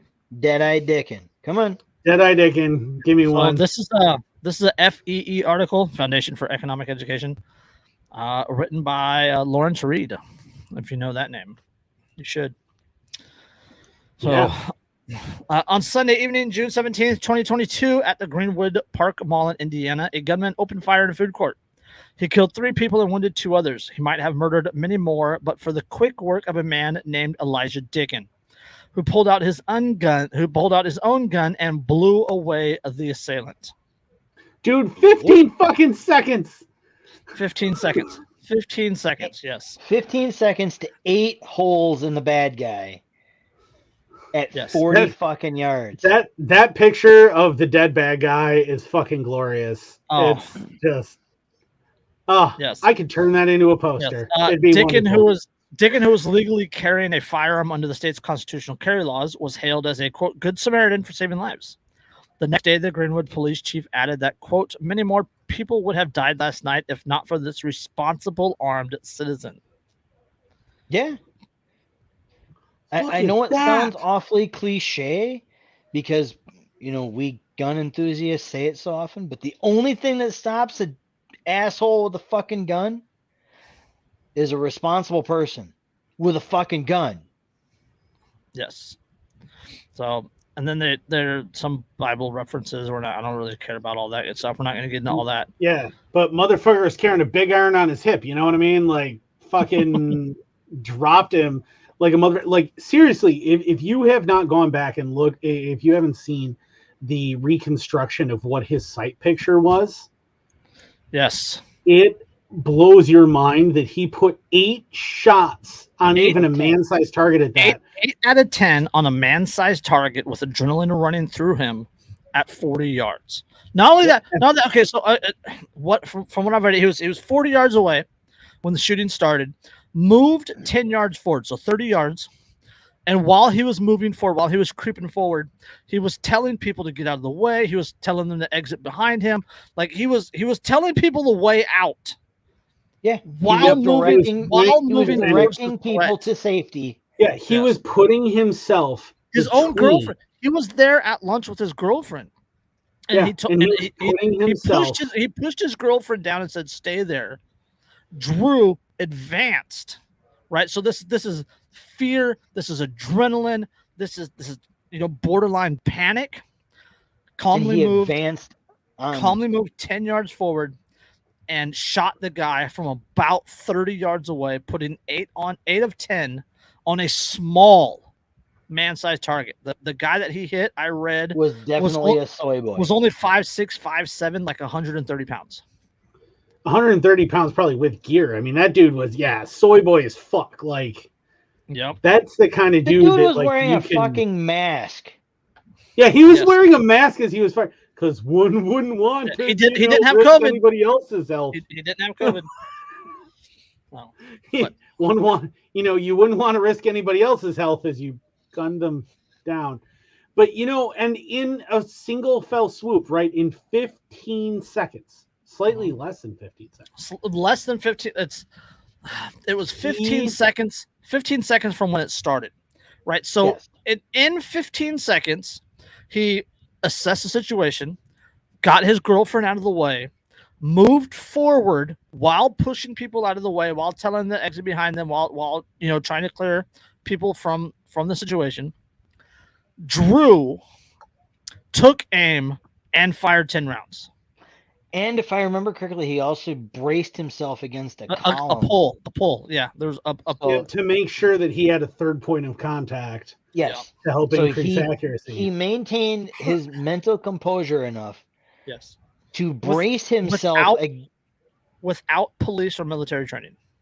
Yes. Yeah, I was gonna say. I was waiting to. He didn't run away. He didn't run away, shooting over his head.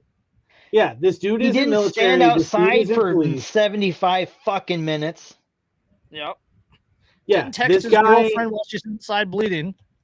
This guy gets to borrow once a fucking month, and you are not going to interfere with his fucking deliciousness, you motherfucker. And so he don't come between a guy and his nuggies. Don't come between a guy and his nuggies. The sad reality is it was probably like fucking Nori Japan or something disappointing. It was a food court, so probably like a McDonald's or Burger King or something. There's Nori, there's Panda Express. there is, but like I said, it's probably fucking Sbarro. I understand like murdering a man over Sbarro. I would also kill a man over Sbarro. You'd be the only one. I don't even give a shit, dude. I fucking love that shit. And I get it super rare too, so I totally get it. But like here in Wisconsin, it'd probably be fucking Coney Island. Like I get my double chili cheese dogs. Coney Island once a month. Culver's. Yeah, Culver's doesn't have food court shit. But the thing is, like, this guy responded in a way that most people aspire to respond, right? Like, he did everything he needed to. He fucking recognized the threat, assessed it, removed or did what he could to remove those in danger right away. And then he engaged the threat and he neutralized it judiciously. Yes. And he did it in 15 seconds. If you are not training to do that, you are failing at your job as a concealed carrier. As an armed individual, you are failing if you can't pull that off. Yes, Dave, we have hot dog, chili dog restaurants in Wisconsin. Okay. Yes. Yeah, it's called Coney Island. They ship nationally. Fun fact. Okay, there is in the Greenwood Mall food court. There is Pepper Palace, Charlie's Philly Cheesesteak, Sarku Japan, Subway, Asian Chow, Cinco de Mayo, and Luca Pizza de Romo. So there's a pizza joint, a Mexican joint, Asian joint, Subway, Japanese joint, and then a Philly cheesesteak place. It was the Philly cheesesteak. It had to be the Philly cheesesteak. Had to be. Yeah. Oh, yeah, I'd respond like that over Philly cheesesteak. I'd be like, oh, I'm going to kill you with a fucking axe. Yeah. Like, you would interfere with that. Oh. We done. Iron bloodlines. And Dave, in response to that, if you really want a really good chili dog place, you got to go to Lambeau Field during a Packer game. We have a place here called Nations, and they serve those big 8-ounce hot dogs, chili dogs on the foot buns. Can't finish one. Oh, dude. No. Coney Island, man. That's where it's at. They ship nationally. You can totally order it. Yeah, Coney Island has terrible gun laws, though. No. They're just called Coney Island. They have nothing to do with Coney Island. Oh. They're like a local thing. They call themselves. It doesn't Coney matter. Island. Be like Elijah Carey anyway. Yeah, but either way, regardless of the food that he was killing somebody over. Yes, we got distracted. I haven't eaten dinner yet. I'm distracted. Yeah, I'm also hungry. But no, regardless of that. We had pork just before the show. We had pork chops and sweet corn. So I got a patty melt and fries waiting for me, dude. Anyway, there's nothing that tops a good patty melt. You're all getting distracted. Yeah, I'm hungry. I'm a fat, hungry guy. We're all fat guys. Yeah. Eat more chicken. Anyway, my point is hormone replacement. My point is that this guy responded in a way that everybody should aspire to, right? Like, you should aspire to be able to do this. Like, you're never going to be Jerry Muchalek, right? Where, I don't know, fucking 10 rounds in 15 seconds. That's getting close. Yeah, it's real close. I think Muchalek probably would have gotten 10 in. Yeah, I think 10. Flannel Daddy and his buddy, they did it today in a video from 40. And it was like 7.5 seconds. They put 10 on target, and it was like 4 like 6 or 7 in the A zone, and they had 1 or 2 outliers. But they did it without adrenaline, right? It was just no adrenaline, no clock. Yeah, no adrenaline. Yeah, no you clock. need to sprint a quarter mile before you decide to take. Yeah, and that's why I'm such a big fan of the brutality matches, right? Brutality 2-gun matches, brutality backup gun. Those matches. are fantastic. Because before you ever get to your gun and you get to shooting, your adrenaline already has to be up. You already have to be breathing hard. You have to be doing these things. And so it demands that you learn how to control that gun, how to control your sight picture, everything else. Adrenaline is everything in that situation, right? Because it makes you hyper vigilant first off, right? But the adrenaline, the twitch, the desire to move, to do something, right? That affects everything. That affects everything. For the vast majority of people, that adrenaline rush tells them to go the other direction. So you're fighting that. Yes, so you're fighting the flight response in order to. Yeah, James Yeager calls it get off the X. Right. Yes. This kid got off the X. He didn't freeze. He didn't panic. He didn't run. He moved forward. Well, this is Johnny Hurley level stuff that this kid did. This is even. I mean, much respect to our boy Johnny, but the distance far greater than what Johnny people moving, and it's just, oh man, the panic in a crowded mall. This is the kind of thing that I would have expected from me and my boys back when I was in. Okay, that's this level. This is the kind of thing that we would have expected of ourselves, and we were firing pistols, rifles, everything. Every single day in, day out, constantly. That's what we were doing.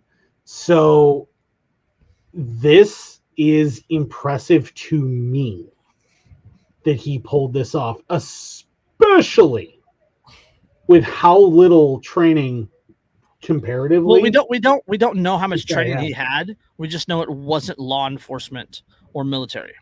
Well, I mean, compared to us though. Yeah, but compared to me and my guys, though, this is very little training. It doesn't matter if you're spending drop your 4 hours a day. Your info real quick, just so people know you're not. Yeah, drop your resume real quick in case we have a new listener. Yeah, so my bona fides, I was 3rd Rangers, 3 Charlie 375. I was 3rd Group. I did general contractor stuff for a long time. That's my background. So like when I'm talking about my guy, like I'm talking about group, I'm talking about special forces group, and the kind of shit that we used to do. This is that level of shots. Like this is the kind of thing I would expect out of us. Granted, I would have expected one less flyer, but you know, 8 out of 10 from 30 with adrenaline. I'm just and well, keep in mind, and this is the thing too, and it was great because like even Lindsay, because she's been with me for so long, like she even noticed. She was like, and what was behind the target? That was her immediate response. What was behind the target? And I was like, concrete. The bathrooms. No people, not an open space, concrete. And she's like, so those two, And I was like, exactly. That's how good this was. He knew what was beyond the target. He knew from that distance, if he misses a couple of times, it's not a big deal because there's no people for him to hit. There is only the shooter for a target there, only a shooter, and everything else, the rounds just flatten on. I mean, you're getting a little spalling, but there's nobody there. It's just the shooter. So he fires, recognizing what's beyond the target, what's around the target. He identifies the target. He hits the target. This is a superb example of shooting. And what I love the most, not just of shooting. Like, okay, the shots were fantastic, yes, but of being a decent human being, right? Like, Jason, that's horrible. I love it. He got up and he assessed the situation, got his girlfriend out of the way, moved forward toward the guy, telling other people to get out of the way, to exit behind them, to move, to get down, to hide, and then did what was necessary to stop other people being hurt. I mean, the firearms part of this is fantastic. I can't argue with that at all. but the mental part of this, the mental part of this, the heart, the heart that it took to put all that paper training into motion.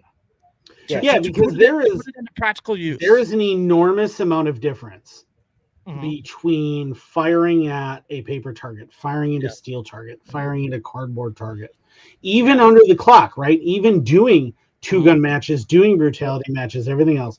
There's every difference in the world between doing that and putting that center bead of that fucking sight on flesh, on a living, breathing human being and pulling the trigger. There is a huge difference. There is even within this, there is the issue that all of the sudden there's a huge amount of noise. There's screaming, there's running, there's firing. That will cause shock and the adrenaline. Well, it's shock because the reality is, because I've been in those situations where suddenly we're ambushed, suddenly we're hit, all these things come out of nowhere. A lot of people who have drilled and drilled and drilled, who have practiced and practiced and practiced, who have done this and done this and done this, when all of the sudden there are things happening that they were unprepared for. All of a sudden, there are explosions, there are gunshots, there are loud noises, people running, people screaming, all these things. The majority of people who are trained, right? The majority of people who are untrained will run. Yeah, I don't care what your irony is that the irony is that the majority of people who are trained will freeze. There's people from personal experience. The majority of people will freeze. As the first article we talked about today, that cop, that trained police officer, trained licensed bonded police officer, ran down the stairs screaming, firing over his head when confronted. And that is still more action than the majority of people who are trained will take. Yes. It's bad action. It's a bad decision.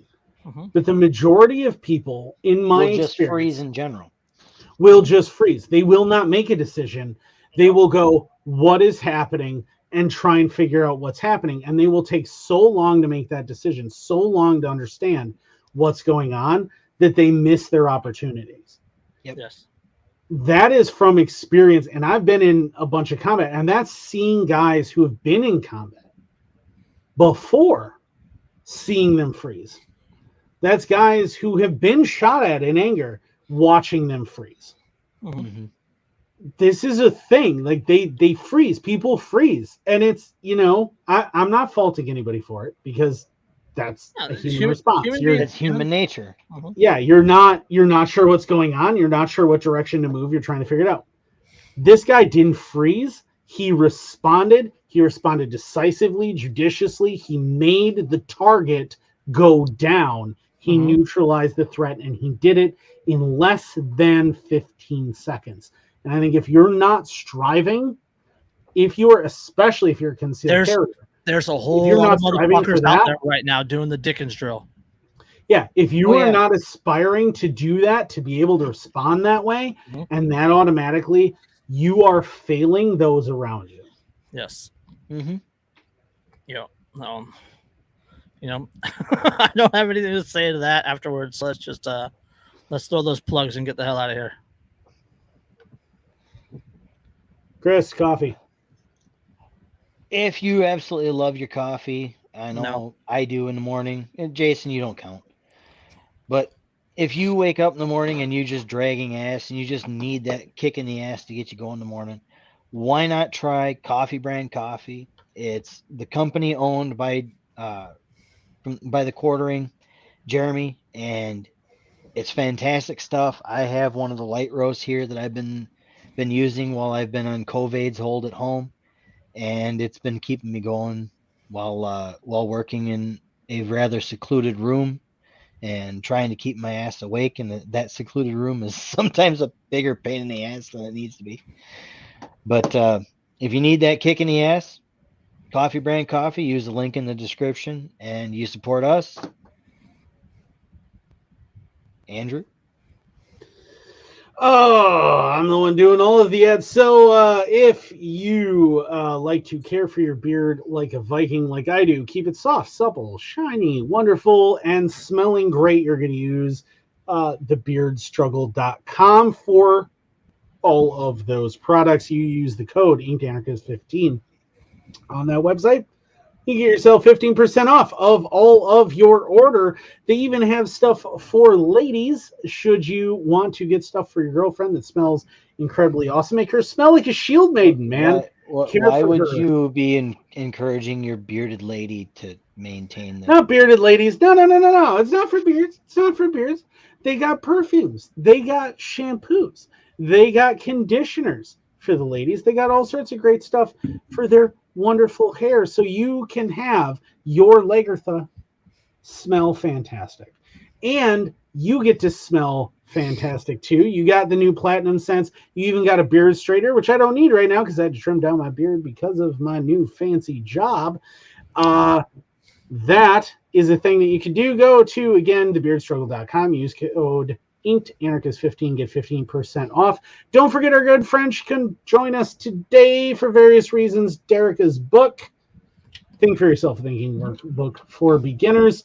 It's for beginners. It is a workbook. Keep that in mind, but it's awesome. If you don't know how to think, you've spent your life learning what to think. I dropped that in a chat the other day, and like 5 people said they were going to buy it. It's fantastic. I have a copy here. My kids have used it. Mm-hmm. Yeah, it's fantastic, right? It teaches them Aristotelian logic. It teaches them, the various processes that they need to think critically, which is incredibly important. We are, of course, a affiliate of RK Spookware, and if you 3D print your Shooty Boys, you need metal bits for those, certain metal bits, and he's got them, man, and he's our affiliate, and if you use the affiliate link in the description, you get to support us when you order your stuff that you're going to order anyway, which is, of course, super important. If you can track down Boo Boogie 79, wherever he may be now, make sure you track him down. There are 2 flags over Chris's shoulders right now that he does. And he does Boog flags for every single state, so they're super cool. Check us out on the alternative media, MeWe, Rumble, Odyssey, all sorts of cool stuff. Telegram. We got a Telegram now. Make sure you check us out. T.me/AAFRTD. There you go. And you can check us out there. Don't forget, you got Dave, who's been in the chat. Dave, Poppins Badges. Dropping fantastic hats. He just dropped V2 of the Perry the Platypus with an AK. The first one had the AR, the new one had the AK. I love me some Perry the Platypus. It's taking down the Doofenshmirtz. All right, government is Doofenshmirtz. You need to bring them down. I love the Perry the Platypus. I'd love to see some more Dexter theme stuff, to be honest with you. But all right, let's go. What else we got? I don't think we got anything else. Support your local single mothers. Support your local single moms. And we'll catch you on the next one. Peace. Peace.